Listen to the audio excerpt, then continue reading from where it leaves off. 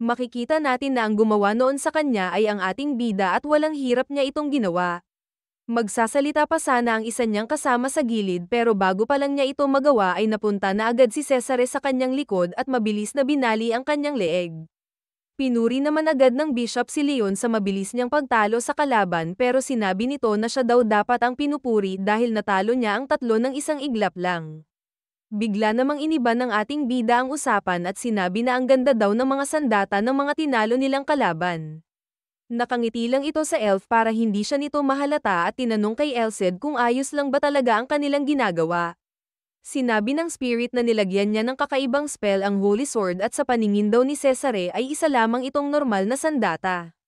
Kinakabahan si Leon dahil alam daw niya nakapansin-pansin ang Holy Sword at dahil isang alagad ng simbahan ang elf ay makikilala nito agad ang espada pag nakita niya ito. Bigla namang nagsalita si Cesare at sinabing kahit hindi matagumpay ang kanilang ginawa ay meron naman silang mga natutunan.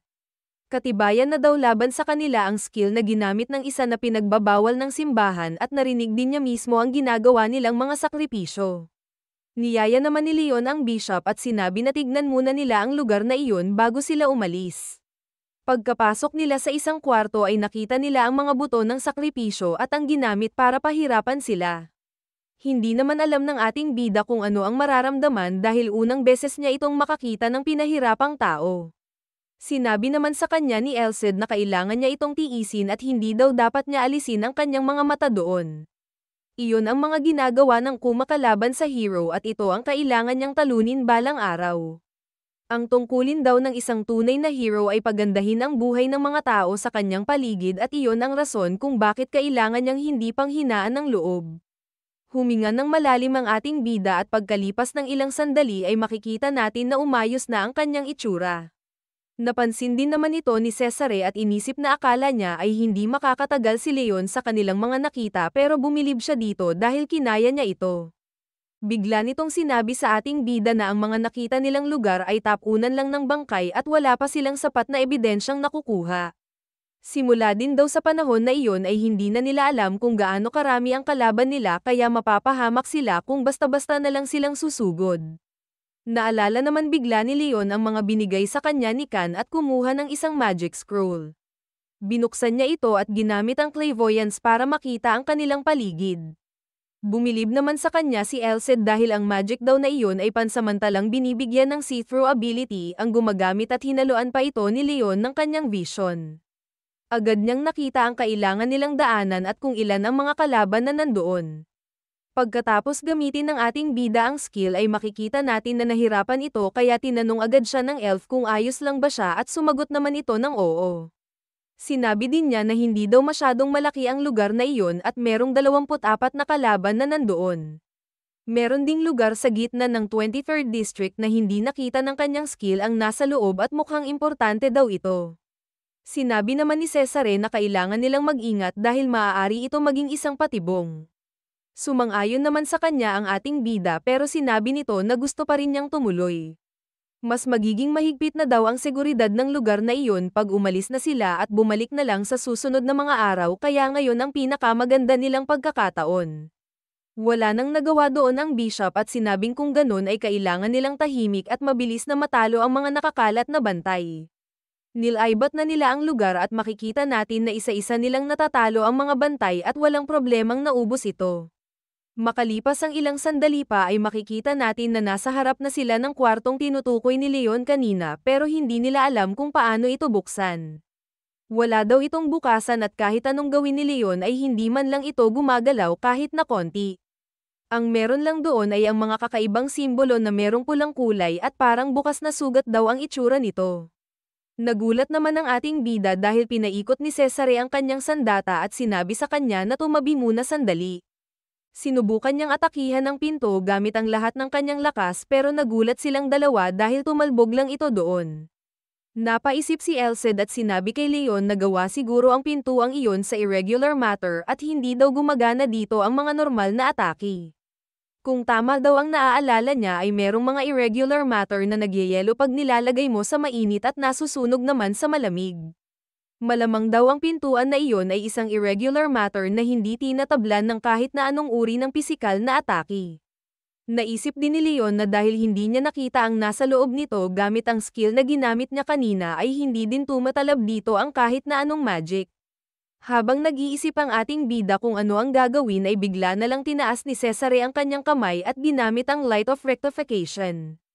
Iyon daw ay isang kapangyarihan na hindi natututunan kagaya ng aura o kaya napag-aaralan kagaya ng magic. Nakukuha lang daw ang sacred art sa pagiging isang mabuting tao at sa taos-pusong paniniwala sa goddess. Habang sinusubukan buksan ni Cesare ang pinto ay sinabi ni Elcid sa ating bida na hindi kayang talunin ng heretical arts ang sacred arts. Pero nung nakita nila na hindi kayang sirain ng elf ng tuluyan ang pinto ay tinanong ni Leon ang spirit kung bakit iyon nangyayari. Sinabi ni Elcid na kung kinakaya ng pintong iyon na tiisin ang sacred arts ng isang bishop ay sobrang tibay nito at hindi lang iyon basta kwarto lang. Sinabi pa nito na para mabuksan nila ang pinto ay ang ating bida ang dapat tumapos sa sinimulan ni Cesare at tutulungan daw siya ni Elcid. Ginamit nito ang Holy Sword para hiwain ang pinto at makikita natin na bigla na lang itong naglaho. Nagulat naman sa ginawa ni Leon ang elf at sinabi na alam niya na malakas ang ating bida pero hindi niya inaasahan na ganun kalakas. Sumagot naman si Leon at sinabing tinuloy lang naman niya ang sinimulan ni Cesare at parehas lang sila na ambag doon. Bago pumasok ay sinabi ng bishop na wala daw siyang nararamdaman na nandoon at inisip na baka iniwan talaga nila itong walang laman. Pagkapasok nila sa loob ay napansin agad nila ang malakas na amoy ng dugo pero wala silang makita kaya gumamit ng skill si Cesare para magkaroon sila ng ilaw. Kita naman sa mukha ng dalawa na hindi sila natuwa sa kanilang mga nakita at inisip na ano kaya ang kanilang nasa harapan. Bigla namang nagsalita si Elcid at sinabi na alam na daw niya ang nangyayari. Kinukuha nila ang dugo sa mga taong pinapatay nila at nilalagay ito sa dikit-dikit na katawan na merong essence of vitality na kasama. Ito daw ay isang heretical art na naglalabas ng isang monster gamit ang napakadaming sakripisyo. Dahil kaya nitong kumain ng isang buong lugar sa pagbukas lang ng kanyang bunganga ay pinangalanan ng kalamidad na iyon na City Eater. Nagulat si Leon nung sinabi pa ni Elcid na napakaraming oras ang kailangan para magawa iyon pero hindi na ito mapipigilan pag nag-umpisa na. Tinanong naman na agad ng ating bida kung ano ang kanilang pwedeng gawin para mapigilan ang paglabas ng City Eater. Napaisip naman ng maigi ang spirit at napatingin sa kanyang paligid. Sinabi nito na hindi daw maganda ang kanyang mga nakikita dahil ang lugar daw na iyon ay para lamang sa mga sakripisyo para sa City Eater. Napansin din niya na masyadong madali ang seguridad na nandoon kaya natapos na daw siguro nila ang pagkuha ng mga sakripisyo. Kung tama ang kanyang iniisip ay wala na silang ibang gagawin kundi simulan ang ritual para palabasin ito agad. Dahil doon ay kailangan daw nila ng isang mabilis na solusyon para mapigilan ang kanilang gagawin. Kailangan nilang tipunin ang lahat ng puwersa sa Blaine para sugurin ang 25th District.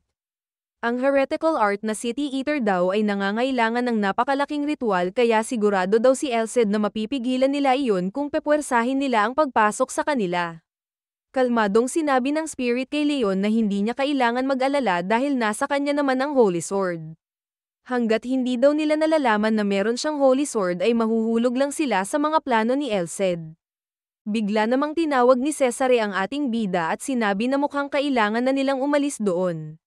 Napansin na daw ng iba pang bantay na nandoon sila at nararamdaman niya na malapit na sila. Pumulot si Leon ng ebidensya at sinabi sa bishop na kailangan nilang patayin ang iba. Mabilis na inatake ni Cesare ang monster at pinagdasal naman ng ating bida ang mga taong nasakripisyo para doon. Pagkatapos noon ay agad na silang tumakbo at nagmadali ng lumabas ng 23rd District.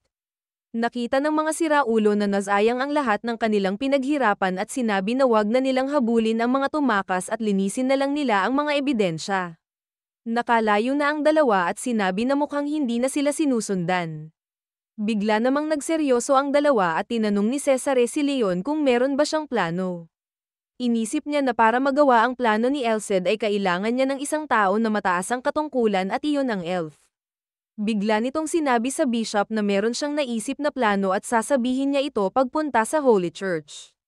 Makalipas ang ilang sandali ay nakabalik na sila sa simbahan at makikita natin si Cesare na nag-iisip dahil sinabi na sa kanya ni Leon ang kanyang plano. Nangamba ng konti ang ating bida dahil meron daw hindi malinaw na mga parte pero wala naman na silang magagawa pa kaya pumayag na din ito. Inisip ni Leon na buti daw ay naniwala sa kanya ang elf nung sinabi niya ang tungkol sa City Eater at hindi na nagtanong kung paano niya ito nalaman. Sinabi din ni Leon na kaya niyang sirain ang mga irregular matter kagaya ng ginawa niya kanina dahil sa kanyang Sun Aura at hindi niya sinabi ang totoo na dahil ito sa kapangyarihan ng Holy Sword. Sinabi naman sa kanya ni Cesare na kahit sa simbahan ay sikat ang merong mga Sun Aura at inuuna nila ang mga meron nitong papasukin sa kanila. Sa sobrang bihira daw ng meron noon ay sa tagal na niyang nabubuhay ay ang ating bida pa lang ang una niyang nakitaan ng Sun Aura. Pagkatapos pa nilang mag-usap tungkol doon ay inulit ni Leon na kailangan nilang mapagalaw ang mga sundalo sa Blaine at ang guild para ma-corner ang mga kalaban at doon sila tatalunin ng kanilang grupo. Ang problema na lang daw nila ngayon ay kailangan nilang makahanap ng mga tao na kayang tapatan ang mga kalaban na gumagamit ng heretical arts. Mas maigi daw kung ang sasali sa kanilang grupo ay ang mga tao na hindi bababa sa A-rank. Meron namang naisip ang ating bida at bigla itong napatayo at tinanong sa bishop kung pwede ba silang magsama ng mga galing sa slums. Magiging malaking tulong daw kung sumali sa kanila si Khan at ang Coffin Keeper. Tinanong naman ni Cesare si Leon kung sigurado daw ba siya doon at kung ganun ay papayag daw ba doon ang dalawa. Hindi naman daw siguro sila tatanggi sa kanilang plano at wala daw silang magagawa kung ang elf mismo ang kumausap sa kanila. Pagdating ng kinabukasan ay pumunta na sa guild ang dalawa at makikita natin na hindi makapaniwala ang mga nandoon sa kanilang nakikita. Kasama ni Leon si Cesare na suot ang kanyang lumang uniforme ng Holy Iron Chain. Tinanggal nito ang kanyang helmet at nagpakilala siya kay Rize at sinabing siya ang bishop ng Holy Church sa Blaine at gusto daw niyang makausap ang leader ng kanilang guild. Pumunta na sila sa opisina ng guildmaster na si Bernard at sinabi nito sa dalawa na kinagagalat sila nitong makilala. Pinaliwanag agad ng dalawa sa kanya ang sitwasyon at ang kanilang plano at buti na lang daw ay naintindihan niya ito agad. Pero dahil gipit sila sa oras ay isa lamang sa 4 ng A-rank adventurer ng guild ang nasa Blaine at siya lang ang makakasama sa kanila. Pagkatapos noon ay dumiretso na sila agad sa lugar ni Khan para siya naman ang kausapin. Pagkita pa lang ng dalawa ay halata na agad natin na hindi nila gusto ang isa't isa dahil magkasalungat ang kanilang mga paniniwala. Sinabi na nila ang plano kay Khan at dinagdag pa ni Cesare na pag hindi daw siya pumayag ay ilalagay niya ang buong bastard sa listahan ng mga kalaban ng simbahan. Wala naman ang nagawa doon ang boss at sinabi na pumapayag na siya dahil hindi din naman niya gusto ang ginagawa ng mga siraulong iyon sa kanyang slums. Dinagdag din ng bishop na kailangan din niyang isama ang Coffin Keeper para sa mas malakas na puwersa. Makalipas ang 2 araw ay hindi makapaniwala ang ating bida dahil nakita na niya ang lahat na sasama sa kanilang gagawin nagpagsakop. Hindi niya inaasahan ang ganun karaming tao ang sasama at medyo gamaan ang kanyang loob dahil mas malaki ang tsansa na magtagumpay sila.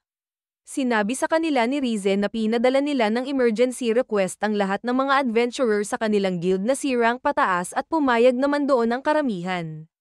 Sinabi din ni Bernard na merong mahigit na 1,500 na nandoon at ang mangyayari sa mga susunod na oras ay isang all-out war. Pinalibutan na daw ng ibang adventurers at mercenary ang 25th District at ang mga hindi masyadong malakas ay nasa likod lang para magbigay ng suporta sa malayo.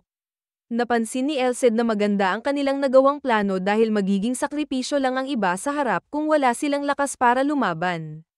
Sinabi din ng guildmaster na binalita niya ang lahat sa Lord ng Blaine at nagpadala ito ng isang tao. Siya ay ang senior knight ng Blaine Count family at ang kanyang pangalan ay Conrad. Habang binabati nito si Cesare ay nakilala agad siya ni Leon at sinabi na isa siyang sikat na knight sa lugar na iyon. Bigla namang may lumabas sa likod ng ating bida at tinanong nito kung late na ba siya. Tinanong ng lahat kung sino siya at sinabi lang nito na sila ang nagsabing sumama siya doon pero hindi nila ito kilala. Sinabi naman sa kanya ni Khan na alam niya na hindi niya gusto ang mga kasama nila pero para sa slums din naman ang kanilang gagawin kaya sumunod na lang sila. Siya ay ang Coffin Keeper at sinabi nito na isa siyang assassin at kikilos at gagalaw siya kung paano niya gusto at walang mag-uutos sa kanya. Kalmado naman sinabi sa kanya ng bishop na wala daw siyang pake sa kanyang gagawin basta sumunod lang siya sa kanila at tumulong.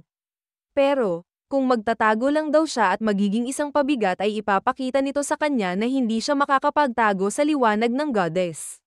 Pagkatapos noon ay sinabi ni Cesare na isa na lang ang kanilang hinihintay at sumagot doon si Leon at sinabing ang A-rank na adventurer na sinabi sa kanila ni Bernard. Makalipas ang ilang sandali ay dumating na doon ang isang babae na nagngangalang Karen at nanghingi ito ng tawad dahil medyo nahuli siya ng pagdating. Tinignan ng ating bida ng mabuti ang kanilang grupo at nakita na meron silang isang gangster, dalawang adventurer, isang retiradong Holy Iron Chain Knight, isang kasalukuyang Knight ng Blaine at isang assassin. Alam niya na hindi masyadong magkakasundo-sundo ang lahat pero sinabi na nito sa kanila na kailangan na nilang kumilos. Paglipas ng gabi ay inumpisahan na nila agad ang pag-atake sa 25th District. Napansin ng iba na merong ambush at sinabi nito na ipaalam agad nila na inaatake sila sa kanilang boss. Inisip naman ng isa na hindi na sila aabot doon kaya inutos niya na ilabas ang kanilang monster na nagngangalang Abomination. Lumabas ito mula sa lapag at nagulat ang mga adventurer dahil sa sobrang laki nito. Sinubukan nila itong atakihin gamit ang nag-aapoy na pana pero hindi ito tinablan at inatake lang ang mga ito pabalik. Dahil napansin nila na hindi gumagana sa kanya ang malayo ang atake ay pumunta na sa harapan ng malalakas na adventurers at mercenary para subukan itong labanan. Nanunood lang sa kanila ang grupo ni Leon at inisip nila na kakayanin naman nila ito kahit hindi sila tumulong. Dahil doon ay nagpasya na silang pumasok sa loob at tumakbo na papunta sa entrance. Hindi makapaniwala ang ating bida sa sobrang bilis ng kanyang mga kasama at kung gaano kalayo ang agway niya sa kanila. Nakita nila sa entrance ang isang malaking buhawi at ito ay isang barrier na gawa sa heretical arts. Lumapit naman doon si Conrad at sinabi na unang beses niyang masusubukan ang lakas ng heretical arts at siya daw mismo ang sisira sa barrier na iyon. Ginamit niya ang kanyang fire aura para masira ito at makikita natin na binalot ng apoy ang buhawi. Pero makalipas lang ang ilang sandali ay hindi makapaniwala ang lahat dahil bigla na lang nawala ang apoy at sinabi nila na sobrang lakas ng barrier na iyon. Niloko naman siya ni Kan at sinabing tumabi na muna dahil ipapakita nito sa kanya kung ano ang gagawin. Pumorma ito at inatake ng sunod-sunod ang barrier pero makikita natin na wala pa rin itong talab. Nakakaloko at pabiro namang sinabi ni Conrad na sa sobrang lakas daw ng ginawa ni Kan kaya walang kahit na anong nangyari sa buhawi. Sinabi naman ni Cesare na kakayanin daw siguro ng kanyang sacred arts na sirain ang barrier pero kailangan daw niya itong tipirin dahil hindi nila alam kung ano ang makikita nila sa loob. Bigla namang naglakad paarap si Leon at sinabi na babawi daw siya dahil nakita nila na hindi siya makasabay sa kanila kahit sa pagtakbo lang. Sa tulong ng kapangyarihan ni Elcid ay pumorma na agad ang ating bida at inatake ang barrier gamit ang kanyang holy sword na itsurang normal na espada. Hindi naman makapaniwala ang lahat ng kanyang kasama dahil bigla na lang nasira ang barrier dahil sa atake nito at hindi na sila nagsayang ng oras pa at tumalon na papasok ng 25th District. Pagkadating nila doon ay makikita natin na naglalakad na ang lahat at ginamit ulit ni Cesare ang kanyang skill para meron silang ilaw. Napansin nito na kulang sila ng isa kaya galit nitong tinanong kung nandoon ba ang Coffin Keeper. Lumabas ito sa anino ng ating bida at sinabi na nakasunod lang siya sa kanila kahit hindi nila ito napapansin. Napansin din ni Leon na puro metal ang suot ng bishop at ng knight pero wala daw siyang naririnig na kahit ano mula sa kanila. Napapikit na lang si Leon at Elcid at sinabi na napakalayo pa talaga ng agwat niya sa kanyang mga kasama. Bigla naman silang pinahinto ni Karen at sinabi nito na meron siyang nakitang daanan papunta sa baba. Habang binubuksan ay inisip ng iba na baka isa lamang itong patibong pero sinabi naman ng iba na wala naman silang magagawa kundi ang umabante. Dahil sinabi ni Karen na gusto din niyang bumaba doon ay tinanong siya ni Cesare kung meron ba siyang nararamdaman sa baba. Sinabi lang nito na iba daw ang nararamdaman niya doon kumpara sa taas kaya sinabi ng bishop na tumuloy na sila dahil mas delikado daw kung magsasayang lang sila ng oras. Habang naglalakad pababa ay bigla na lang may natapakang kakaiba ang ating bida. Pagkadilat niya ng kanyang mga mata ay napansin niya na wala na siya sa hagdan at wala na din doon ang kanyang mga kasama. Sinabi naman ni Elcid na iyon ang lumang teknik na tinatawag na labyrinth formation. Iniiba daw nito nagsukat ang laki ng labyrinth at malamang ay napunta sa iba't ibang lugar ang kanyang mga kasama. Nagulat si Leon dahil bigla na lang sumigaw sa kanyang likod si Karen at sinabi na mabuti na lang ay nagkita agad sila. Hinawakan nito ang kamay ng ating bida at sinabi na kailangan nilang protektahan ang isa't isa. Bigla namang lumabas sa kanyang anino ang Coffin Keeper dahil sinabi nito na merong pang isang weirdo silang kasama. Habang nagtatalo ang dalawa ay inisip ni Leon na mabuti na lang ay nagkita sila ni Karen at hindi naman niya kailangang mag-alala para kay Cesare, Kan, at Conrad. Naglakad na sila at dahil isang rogue si Karen ay madali nitong nakikita kung saan sila dapat pumunta. Nagtaka naman si Leon kung tama daw ba ang kanilang pinupuntahan pero sinabi lang sa kanya ni Elcid na hindi pa daw ito nagkakamali ng dinadaanan kaya makinig na lang siya sa kanya. Ang tracking skills daw ni Karen ay pwedeng ikumpara o mas higit pa sa isang elf na lumaki sa isang gubat. Patuloy lang silang naglalakad pero bigla na lang may napansin si Karen at tinaas nito ang kanyang kamay para patigilin sa paglalakad ang ating bida.